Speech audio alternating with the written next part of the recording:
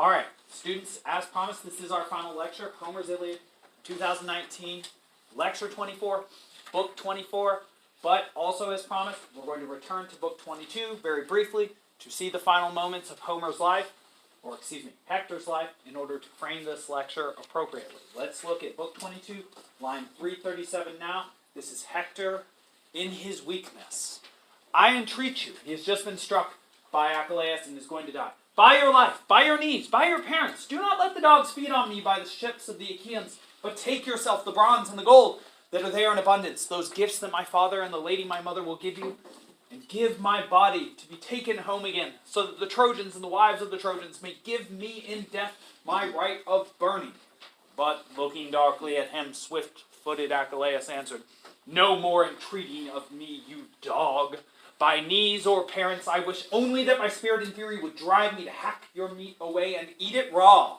For the things that you have done to me, so there is no one who can hold the dogs off from your head, not if they bring here and set before me 10 times and 20 times the ransom and promise more in addition, not if Priam, son of Dardanus, should offer to weigh out your bulk in gold, not even so shall the lady your mother, who herself bore you, lay you on the deathbed and mourn you. No, but the dogs and the birds will have you all for their feasting. Then, dying, Hector of the shining helmet spoke to him, I know you well as I look upon you. I know that I could not persuade you, since indeed in your breast is a heart of iron. Be careful now, for I might be made into the gods' curse upon you on that day when Paris and Phoebus Apollo destroy you in the sky and gates for all your valor. Alright, so we have read that together, and so the focus now shifts. After Achilleus has defeated Hector, horror fills the souls of all the Trojans. And we return to the wall where, apparently, the Trojan women and men have been watching this single combat. Very exhilarating. And, well, the worst thing possible has just now happened. Not only has Hector died, Achilleus has stripped his armor, which actually happens to be Achilleus' armor, if you recall, because Hector was wearing the armor that he stripped from Patroclus, and Patroclus was wearing Achilleus' armor, so it was almost like Achilleus was killing himself / Patroclus when he killed Hector, and in fact he was sealing his fate, because recall Zeus's line of fate reasoning. Patroclus will kill Sarpedon, then Hector will kill Patroclus, Achilleus will then kill Hector, and then Troy, after a series of events, will fall with the help of Athena. And so now Priam, Hekabe, and Andromache's worst fears have been imagined. Andromache's worst fears from book 6, remember that she had that terrible conversation with Hector where he said, I really hope that I am dead by the time that the Achaeans sack this city and lead you and Astyanax away as slaves. And, well, now Hector is dead, and he will not have to see Andromache led away as a slave. Spoiler alert, she will be led away as a slave. She will not be led away with Astyanax. He will be taken care of in the gangster sense of the expression. He'll be swimming with the fishes. Sorry, he won't. He's going to get dropped off the wall of Troy, so there are no fishes there. And Andromache will actually be taken as slave, not by Achilleus, who will then be dead, but by Achilleus' son, whose name is Neoptolemus. And you'll be hearing a lot about Achilleus' son within the next couple of weeks. Just imagine him as a clone of Achilleus who shows up essentially immediately after Achilleus dies. And even though you're like, shouldn't he only be like 10 years old? The answer is yes, and yet he will be like a fully grown Achilleus with red hair. Alright, in any case, Andromache here talks about how hard Astyanax's life is going to be without a father, which I think is a very touching moment.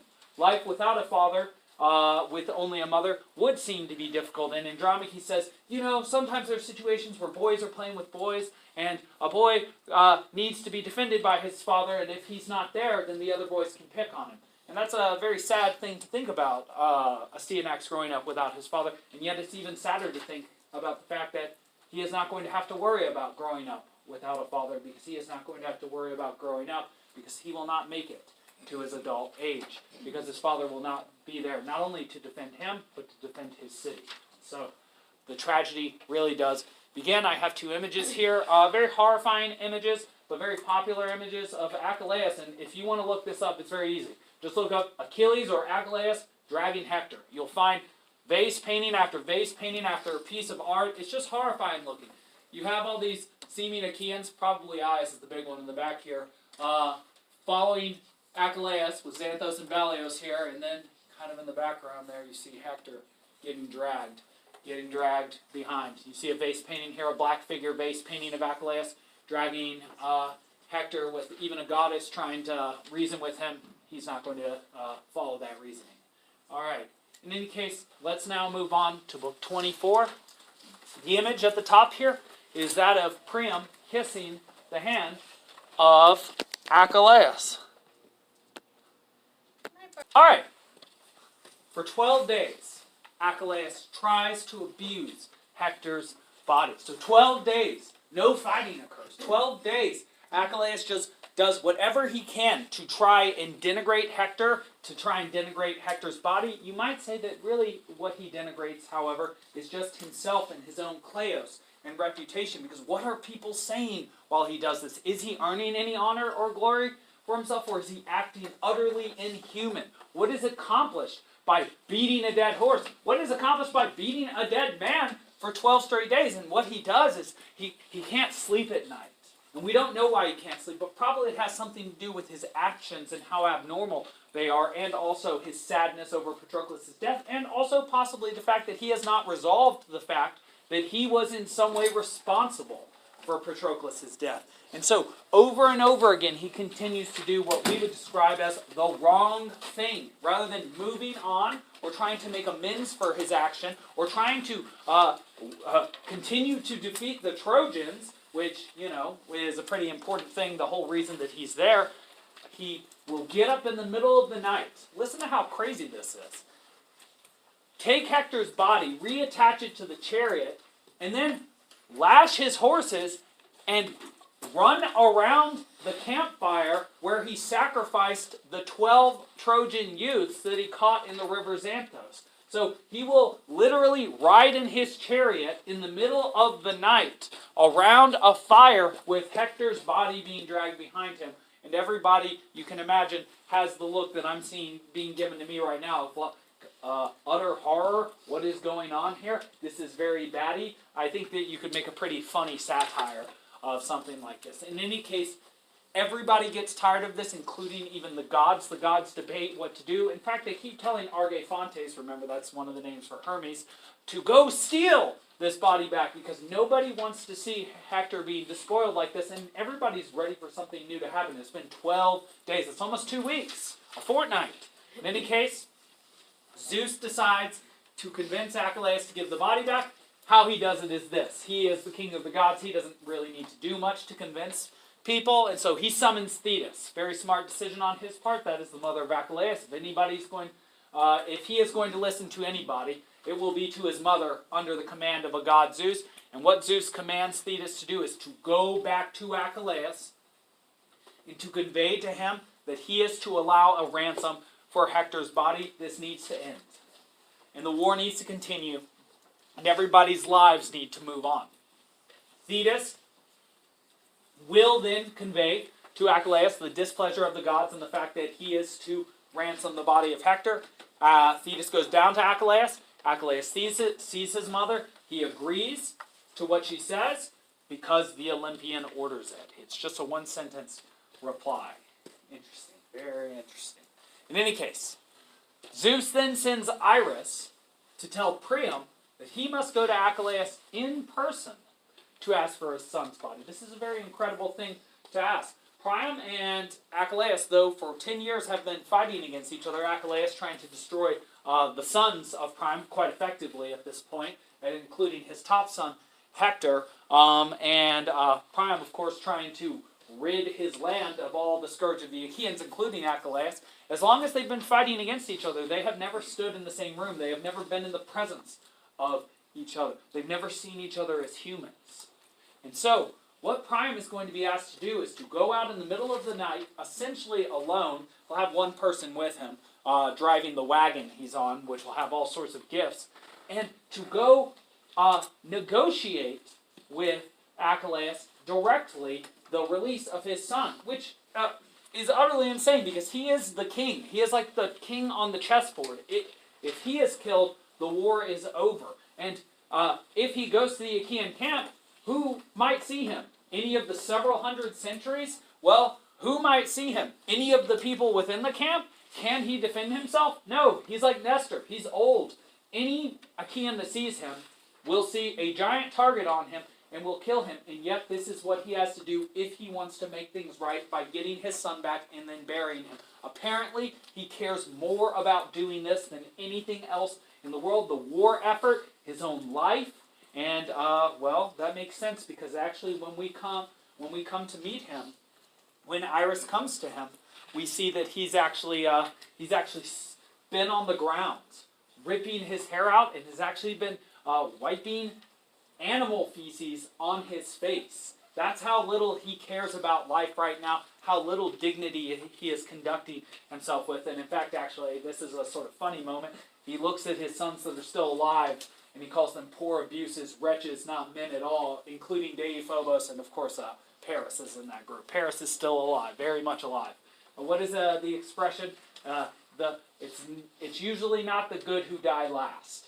And that is certainly the case for Paris. In any case, so Priam has been told that he needs to go out into the night with a wagon full of stuff and go to the Achaean camp. Sounds pretty crazy to every Trojan. They think you're going to die, get robbed, this is not going to work. Hekabe in particular says this to Priam, saying, I didn't see the goddess that told you to do this. That seems crazy to me. That said, he's going to do it. So Hekabe says, okay, pour a libation, pray to Zeus before starting out, and that's the best thing you can do. You have a hope and a prayer. It would be the expression we use these days. Priam does that, and then he sees a bird sign. He sees the eagle over his head, and he thinks, oh yeah. That seems to be Zeus saying that this sign has been, or that my libation has been accepted. Cool. Okay. Something interesting about this scene, and I'll lay it out for you, is that in Book 24, it is the final book of the Iliad. In the Odyssey is also 24 books. This is the books, which are chapters essentially, would have been the number of scrolls that these stories were originally told on, which were very expensive pieces of papyrus that you would just unfurl. And so the idea is that it would take 24 of those scrolls to actually copy down this work. Interesting. In Book 24 of the Odyssey, we actually go to the underworld. Well, in Book 24 of the Iliad, we have a scene very reminiscent of the underworld. Several characteristics. Here they are. It's dark. You must cross a river to get there. The river in the underworld itself is called the River Styx.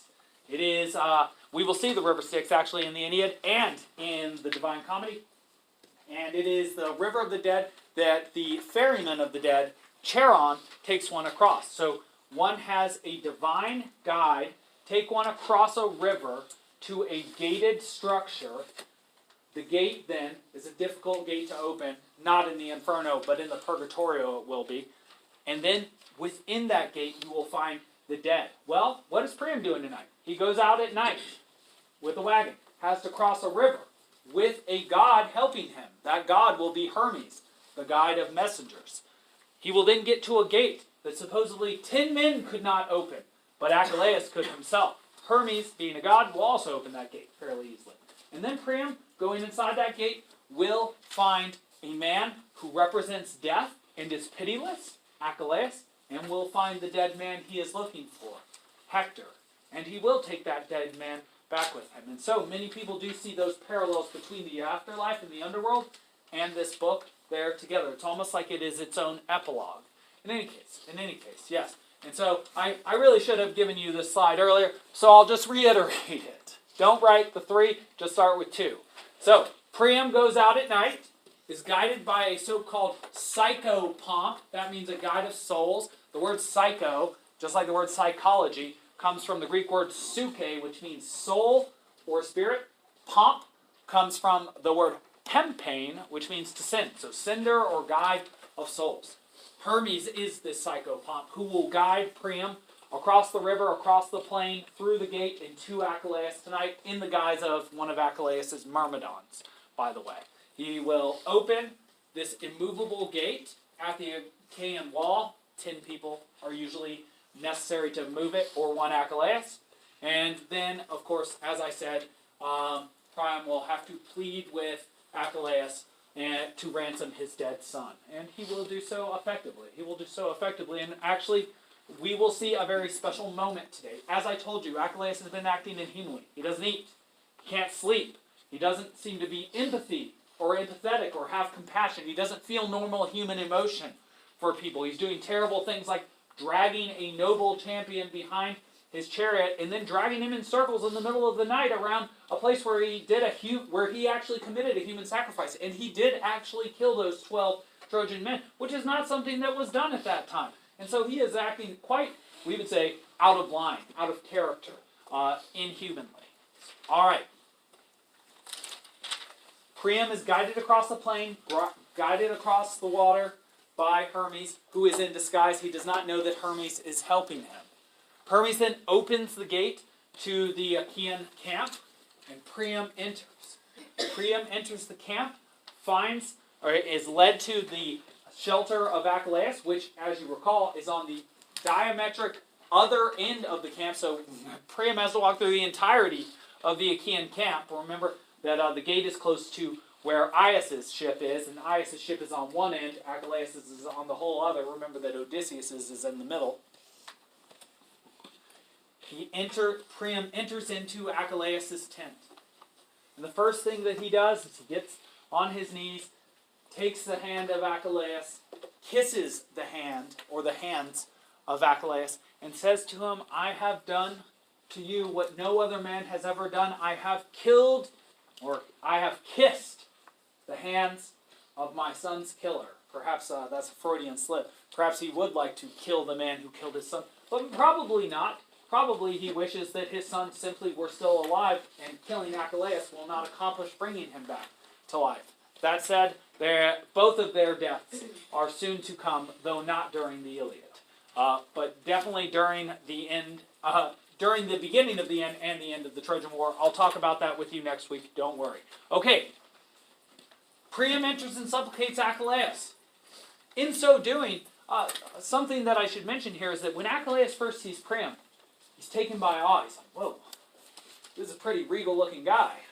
He's a very impressive man. He's impressed by him. And well, when Priam sees Achilleus, Achilleus is a very impressive human. Essentially the most impressive human alive at that time. And they kind of look at each other and take each other in. Like, oh, yeah, I see what all the stories were about. But then Achilleus, while looking at Priam, starts to be reminded of another old man. Another old man that he can imagine being sorry. Another old man for being sorry about the fact that he will never see his son again. And that old man is his father, Peleus, who we haven't focused much on. But his father is aging, getting old. And Achilleus' destiny is twofold. Either long life, no glory. Well, that would be a life where he would see Peleus again. But we know that he chose the second destiny. Short life, plenty of glory. And he chose that life when he killed Hektor. And so that means that when he chose to kill Hektor, he also chose never to see his father again. And so he knows that when he dies, who will feel very similar to Priam? His own father. And so in realizing his own connection to his father and the sadness that he causes to him, he starts to break down. He starts to become human again. And in fact, while Priam is there in front of him, he starts to cry. Alternatively, about his own father, who he imagines being just like Priam, and for Patroclus, who is still very much freshly dead in his mind. And all the weight of everything that has happened and will happen finally hits him. And his inhumanity drains from him, and his humanity is restored.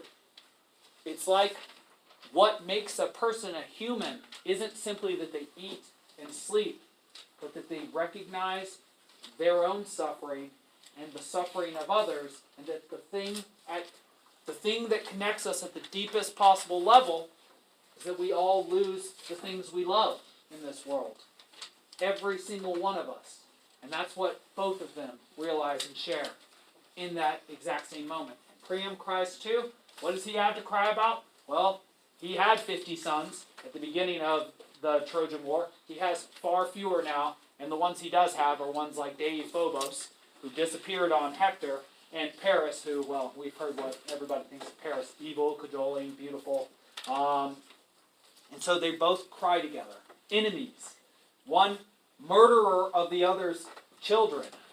And, well, they still managed to share this moment. And it's a very powerful moment in all of, I would say, literature and thought. So, Achilleus then replies to Priam's speech. Priam says, please, give me my son back. You don't need his body back. We want to bury him. We want to give him the honors that his deeds and royal rank afford him. And he voices his admiration, and then Achilleus voices his admiration for Priam coming. He's like, wow, I can see how Hector sprang from you, because, wow, just coming into this camp alone, unguarded, at night, and seeing someone like me, who I am the most terrifying human alive right now, especially to a Trojan like you.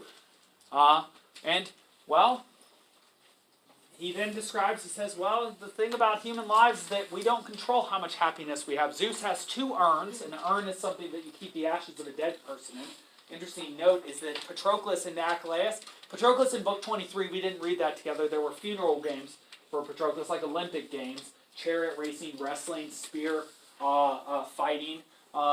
Very sort of interesting. In any case, Patroclus shows up to Achilleus in a dream while Achilleus sleeps on the beach during that time, and he makes a request of Achilleus. He says, have our ashes buried together. It's like they loved each other so much, they were such good friends, that even in eternity they went to be together. And actually something sweetly to hear is that in Book 11 of the Odyssey, when we do go down to the actual underworld, Hades, we will see Patroclus and Achilleus still very much together. And we'll see a couple other of their friends who unfortunately are alive at this moment, but won't be alive at that moment down there too, including Antilochus. Sorry. Achilleus orders his servants to clean and wrap the body for moving, but to keep it out of Priam's sight. So, he does agree to give the body back to Priam. The reason why he does not want Priam to see the body of Hector is this is a very tense situation. Even though they've just shared this very moving moment, even though Achilleus sees Priam in the same way, in a way, that he sees his father, Priam is still the enemy. And Achilleus still does have an attitude problem and issues with anger. If Priam sees his son dead, he might be overcome with emotion. If he's overcome with emotion, he might say the wrong thing to Achilleus. What happens when you say the wrong thing to Achilleus? Well, nothing good. We've seen that with Agamemnon. Maybe Achilleus will kill Priam. So he's very intelligent to keep that body away from Priam so that nobody's emotions get out of line. In fact, it's very similar to when 2 sovereign peoples get together these days. Like, say, if the president of our country goes to meet, say, the prime minister of, say, Russia, or goes to see the prime minister of China, there's a very formalized procedure for how they meet each other. Well, why, you might ask? You say it's very boring to watch that. It's like, because it's very important that nobody act wrong. Because if anybody acts wrong in that situation, it can lead to lots of people dying. And, well, it's similar in this case too. All right.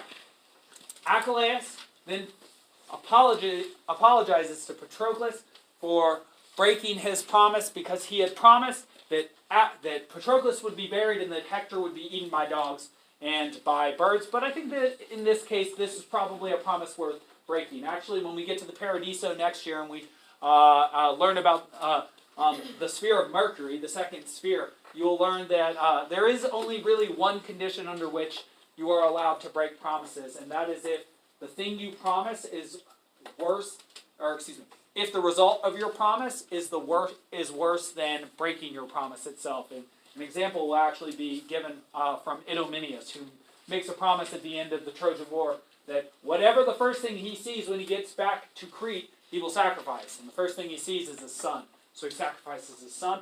Dante will say, that's a case where you should probably break your promise. And, well, I think Dante would agree here that if your promise was to a dead person, Patroclus, who no longer cares, that you would let another man be eaten by dogs, which is the most disrespectful thing you can possibly do to a champion like Hector, then maybe that's a promise worth breaking. In any case, Achilleus then tells a very odd story about this woman Niobe. He offers Priam food, and this is very interesting because you see, again, another element of being a human coming back. He tries to share food with somebody. This is something that we do several times a day, every day of our lives as humans. And in fact, religiously, it's called communion to some people. It's even considered a holy act. And so Achilleus says, hey, you need to eat, Priam, because even this woman Niobe, who arrogantly bragged that she had 14 children, though in Homer she says 12 children. I have 12 children. Leto, goddess, former consort of Zeus, and mother of Apollo and Artemis, she only has 2 children. So I have 12, she has 2. Who's better? Well, Leto heard this. And Leto said, I'll tell you who's better. Apollo, go kill all her sons. Artemis, go kill all her daughters. And actually, if you read Ovid's Metamorphoses, this is figured, all the sons and daughters start to die by invisible arrows. They're like looking at each other and then horror struck, and then one just like falls and they start to cry. And it's terrifying and terrible, so I highly recommend that you read it. And then, when the father finds out about all the children dying, he commits suicide. So Niobe, who had everything in the world, she was a queen, she had 12 children, and she had a wonderful husband, is reduced to nothing. In fact, she supposedly starts to cry so much that her face turns into a rock, and her eyes become the sources of the water for a waterfall. The idea being that, can you lose everything in this world? Yes. Do you still need to eat? Yes. It's like a Twix commercial. It's like the Iliad version of a Twix commercial. Recently lost everything you love in this world? Children? Husband? Future? Well, gotta have Twix. Or, I guess it's a Snickers commercials. You know, those commercials. Yes? Why Artemis? And the other name, why are they green? Why are they green? Their names are green because the gods that are on the Trojan side are highlighted in green. The gods that are on the Achaean side are highlighted in purple, and the gods that are neutral are usually highlighted in blue. Iris and Zeus. Good question. Good question. All right. So, Priam is convinced. He and Achilleus share food. Of all the people you would imagine that Achilleus would share his first meal with after going so crazy all the way back in books 18 and 19, you probably would not have imagined that the first person he would eat with would be Priam, the king of Troy, who he is trying to kill, and who, in fact, his son will kill. His son will kill one of Priam's sons in front of him, named Pelides, according to the Iliad, will then drag Priam through his son's blood, and will then cut his head off on an altar to the gods. And so, something Priam will say, which I think is correct at that time, is, even though you are the son of your father, you are nothing like him. And I think that there is some evidence that that is true here, because Achilleus is not killing Priam. He is treating him with respect. He is giving Hektor his body back. He is giving him food, and he will even give him a place to sleep. And then Achilleus will go to sleep. And so you might say that this story, rather than being a story about war, quote-unquote, which is a very sloppy and lazy way of describing this story, I would say, is a story about how one loses one's humanity, but then how one regains it as well. You might say that this is a story about what it means to be a human, regardless of what is happening around you. In any case, they feast, and Achilleus agrees to restrain the Achaeans for 12 days. He agrees to do that. That's interesting. He's not Agamemnon, still a bit arrogant, still doing what he does, stepping on toes. And these 12 days will be used by the Trojans to have funeral games and do funeral preparations for Hector. I think that's actually a really cool thing that the ancient people did. That's about 2 weeks to celebrate and mourn. And I mean, honestly speaking, if you had that much time to mourn for somebody, you'd probably get a lot of it out. And I like the idea that they have funeral games as well. They celebrate the life of somebody and the achievements, and sometimes they even dole out their possessions during that sort of time, which I think is interesting and very good. We're very busy these days. We don't usually have 12 days for a big-time funeral. In any case, Priam then goes to sleep, but not inside the shelter, rather outside, just in case some Achaean comes looking for strategy advice from Achilleus in the middle of the night. But while he's sleeping, Hermes shows up and says, I don't know why you're sleeping. This is the Achaean camp. You are the Trojan king. What happens if somebody catches you here? They will kill you or ransom you. It will be terrible. You will not get Hector's body back. We need to go. It's the middle of the night. And so Priam gets up with Hermes, goes back to the city. Something interesting. First person to see him when he gets back to the city is a very famous woman named Cassandra. You'll hear a lot about her next week, especially in relation to Agamemnon and Aias the Lesser. She has a very interesting gift curse. Apollo really loved her, thought, you are a mighty fine lady, Cassandra. And so he said, become my wife. And she said, okay, but give me a gift. He said, what do you want? She said, the gift of prophecy. She said, okay, but I don't actually like you, so I'm going to keep the gift of prophecy and not marry you. And he said, okay, well then I'm going to curse you. You will keep the gift of prophecy because I can't undo what I've already done, but no one will ever believe you. And I think that that's like the ultimate high school curse. To always be able to see what's going to happen and what the truth is, but to have nobody ever believe you. Probably something you've said to an authority figure before is, why doesn't anybody ever listen to me? And it's like, well, maybe you're cursed by Apollo too. Alright. In any case, Hermes awakens them in the middle of the night and they go back to the sea. Okay, we're going to have to go through this very quickly. The Iliad ends with 3 women mourning over the body of Hector. It ends not in glory, but in sadness. The first person to lament the death of Hector is Andromache, his wife, who repeats her early theme, or her earlier theme, of thinking about the hard future ahead for herself and Astyanax. She will not have to worry so much about Astyanax. She will have a fairly difficult future ahead of her. She will be enslaved. And she will lose her son. So she has more to lose. Recall she'd also recently lost her father, her mother, and all her brothers when Achilleus stormed Edion's city of Theba. Second woman to mourn over Hector's body, who also loved him. His mother, of course, Hekabe. And she even asserts, of course, that Hector was her favorite son. And I write there, obviously, think about the other ones, like Paris. Not much to write home about. And that's very sad too. And then, oddly, I always think, but interestingly, because of course she is the beginning of this war, and so she should be the end of this book, is Helen. Helen of all people is the third, and she praises Hector. And this, I think, is supposed to really get all the tears, for being the only person who was ever kind to her when everybody else was harsh. And so the Trojans then gather wood for the pyre for 9 days. On the 10th, they immolate Hector. On the 11th, they bury him. On the 12th, back to business. That was Homer's Iliad. Good work today, students.